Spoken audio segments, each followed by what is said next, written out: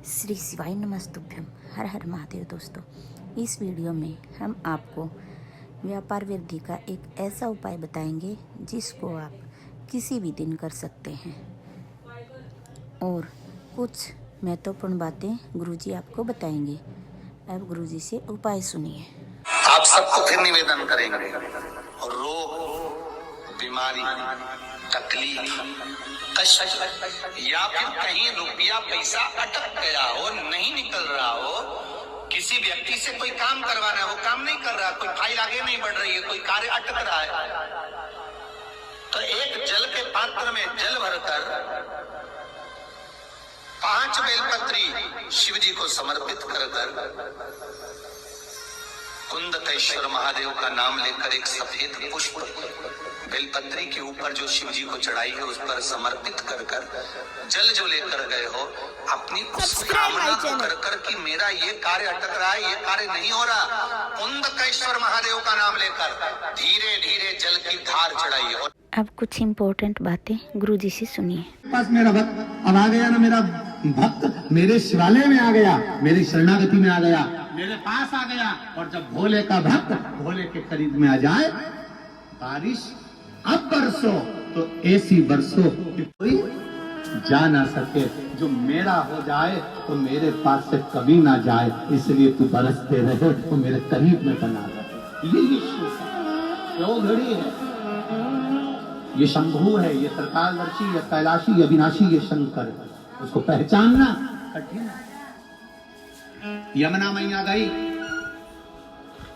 जो उन्होंने गोलोकधाम में दर्शन करा, भगवान का विचार कर लिया कि मुझे पटरानी बनना है भगवान नारायण की, पटरानी बनना है भगवान कृष्ण की, अब करूं तो करूं क्या। यमुना मैया सीधे सबसे पहले माता सरस्वती के पास पहुंची, ब्रह्मणी के पास में पहुंचकर उन्होंने विनती करी, मुझे करूं क्या, मैं कैसे भगवान कृष्ण की, भगवान नारायण की पटरानी बन सकती हूँ, आप बताओ मैं कैसे बन सकती हूँ।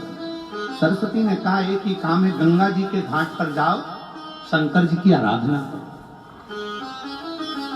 गंगा के घाट पर शिव की आराधना। हाँ, यमुना मैया पूरे मृत्यु लोक में भ्रमण करती करती करती करती प्रयागराज की पवित्र भूमि पर पहुंच गई। और प्रयागराज की पवित्र भूमि पर भीटा की पहाड़ियों में, कहाँ की पहाड़ी, भीटा, प्रयागराज में, यहां से महाराज जी 25 किलोमीटर दूरी पर भीटा की पहाड़ी पर एक स्थान, ऐसा स्थान है शंकर जी का, यमुना जी का ऐसा स्थान जहां पर स्वयं यमुना भगवान शंकर की आराधना करने के लिए बैठी और शंकर जी को सुजावन महादेव के नाम से वहां पर आना पड़ा और दर्शन देना पड़ा।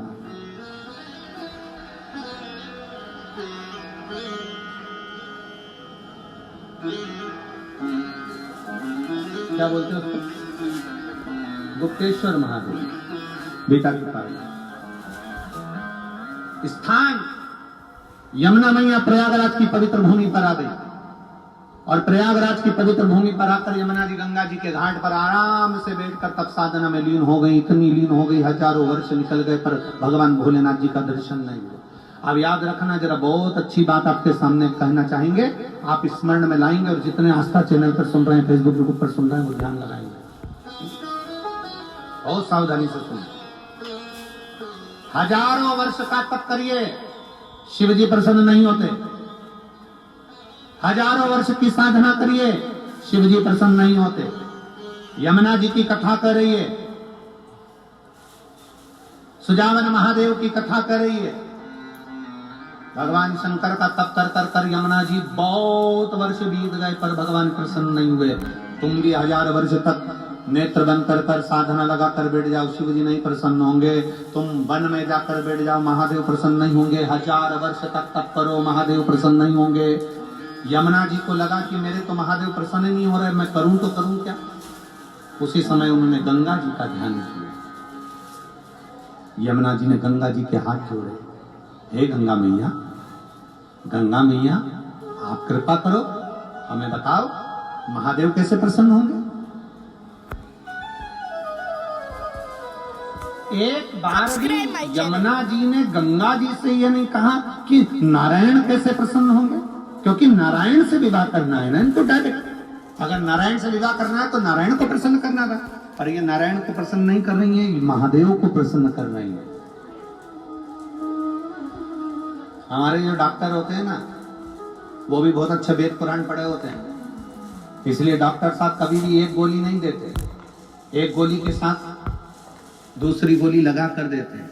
वो कहते हैं ये गोली सवेरे खा लोगे, फिर ये गोली भोजन के, जम के बोलो जरा, भोजन के बाद खाना।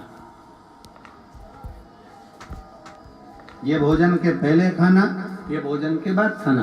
डॉक्टर भी 2 गोली देता है, 1 गोली नहीं देता। उसी तरह महादेव की कथा कहती है, यमुना जी ने विचार करा कि मैं सीधे नारायण से अगर मांगूंगी तो नारायण मुझे पटरानी नहीं बनाएंगे, पर शंकर भगवान की बात नारायण कभी टाल नहीं सकते, इसलिए मैं नारायण को अगर मांगू उससे पहले मैं महादेव से मांग लेती, मैं शिव से मांग लेती।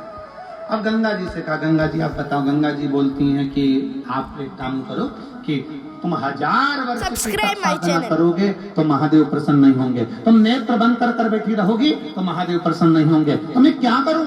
तब यमुना जी से गंगा जी ने कहा, बालू रेत का शिवलिंग बनाओ, उसकी पूजन कर कर 1 लोटा जल चढ़ाओ। अब देखो, आपसे भी हम एक ही बात कहते हैं, सारी समस्या का हल। आज तक हमने ये नहीं कहा कि तुम्हारी समस्या भारी है तो आंख बंद करके बैठो, उठो ही मती, खाओ मती, सो मती। हमने ये बोला कभी? हमने तो एक बात बहुत अच्छी कही तुमसे, खूब खाओ पर लोगों के प्राण मत खाओ।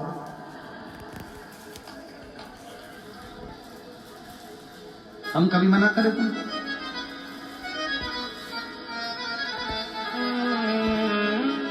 शिव महापुराण की कथा में सबसे शुरू में वेद व्यास जी वर्णन करते हैं शिव कथा सुनने का नियम। शिव कथा सुनने का नियम मालूम है तुमको? शिव कथा सुनने का नियम वेद व्यास जी लिखते हैं, एक समय फलहार करो, शिव महापुराण की कथा पूरी सुनो। एक समय फलहार, फरियाल नहीं बोला, क्या बोला है? फलहार। अब ये तो वेद व्यास जी ने कहा दिया, अब हमारे तरफ से सुन लो, एक समय का फलहार करो, शिव महापुराण कथा सुनो। नहीं बन सके तो एक समय फलहार करके दूसरे समय फरियाल करो। फरियाल समझ गए? साबूदाने की खिचड़ी, चिप्स, पापड़, आलू का हलवा, आधा किलो पपीता, 1 किलो सेवफल, 2 दर्जन केला, रात्रि को सोने के पहले 1 लोटा भर के दूध, उसमें भी मखाने की पीस के डाल के बादाम, फिर खा के फुल एनर्जी, फिर सो। अब उन्होंने तो कहा कि एक समय फलहार करो, शिव महापुराण की कथा सुनो, और हम कहते हैं एक समय फलहार करो, दूसरे समय हरियाल करो, पर शिव महापुराण की कथा जरूर सुनो।